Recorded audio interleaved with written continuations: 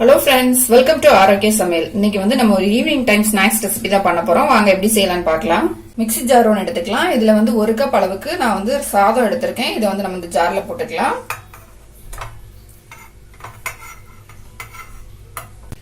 இது கூடவே வந்து 1 ஸ்பூன் அளவுக்கு தண்ணி எடுத்திருக்கேன். இதை நம்ம இதுல ஊத்திட்டு நல்லா வந்து பேஸ்டா அரைச்சி எடுத்துட்டு வந்துடலாம். சாதம் எல்லாமே வந்து நல்லா அரைப்படணும்.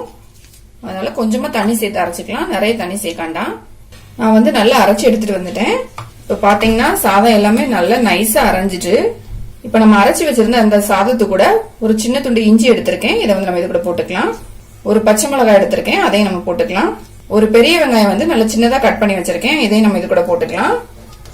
சின்னதா கட் பண்ணி போடும்போது நமக்கு வந்து அரைக்கிறதுக்கு வந்து கொஞ்சம் ஈஸியா இருக்கும். அதனால வந்து சின்னதா கட் பண்ணி வச்சிருக்கேன். ஒரு 1/4 டீஸ்பூன் அளவுக்கு மஞ்சத்தூள் போட்டுக்கலாம். நான் மஞ்சத்தூள் வந்து கலருக்கு வேண்டி சேர்த்திருக்கேன். ஒரு 1/2 டீஸ்பூன் அளவுக்கு தனி மிளகாத்தூள் எடுத்திருக்கேன். இதை நம்ம இது கூட போட்டுக்கலாம்.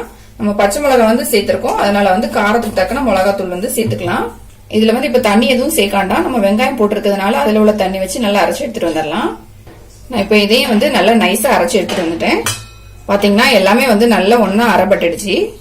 மிக்சிங் பவுல் ஒன்று எடுத்துக்கலாம். இதுல வந்து நம்ம அரைச்சி வச்சிருந்ததை வந்து இந்த பவுல்ல வந்து போட்டுக்கலாம் எல்லாத்தையும். இதுல வந்து தண்ணி அதிகமா சேர்த்துறாதீங்க, கம்மியாவே சேர்த்துக்கங்க.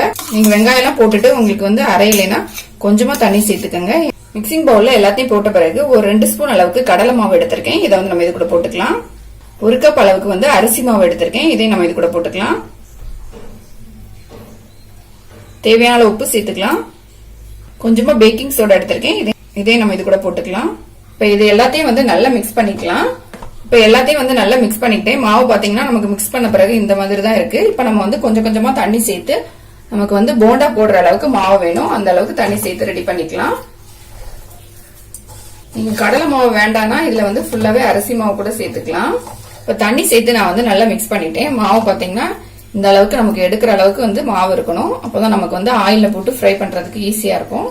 இப்ப நமக்கு வந்து மாவு வந்து ரெடி ஆயிடுச்சு. கடாயில வந்து எண்ணெய் ஊத்தி வச்சிருக்கேன். எண்ணெய் வந்து நல்லா சூடாயிடுச்சு. இப்ப நம்ம ரெடி பண்ணி வச்சிருந்த மாவு வந்து கொஞ்சமா எடுத்துக்கலாம். இது வந்து கையில வந்து லைட்டா ஒட்டும். அதனால தண்ணி தொட்டுட்டு நம்ம சின்ன சின்ன உருண்டையா எடுத்து ஆயில்ல போட்டு ஃப்ரை பண்ணி எடுத்துக்கலாம். ஆயில் வந்து நல்லா சூடானப்பறம் போடுங்க. அப்பதான் வந்து மேல் பக்கம் நல்லா கிறிஸ்பியா வரும்.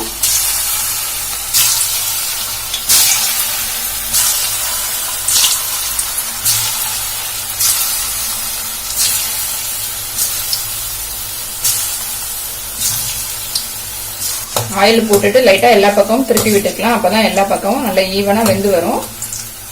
நம்ம இதுல மிளகாத்தூள், பச்சை மிளகாய், வெங்காயம் எல்லாம் சேர்த்திருக்கிறதுனால டேஸ்ட் வந்து ரொம்ப சூப்பரா இருக்கும். அரிசி மாவும் சேர்த்திருக்கிறதுனால நல்ல கிறிஸ்பியாவும் இருக்கும். இப்ப எல்லா சைடும் வந்து நல்லா ஃப்ரை ஆகட்டும். இப்ப எல்லா பக்கமே ஆயில்ல வந்து நல்லா ஃப்ரை ஆயிடுச்சு. நல்லா கிறிஸ்பியாவும் வந்துடுச்சு. நம்ம வந்து எடுத்துடலாம். இப்போ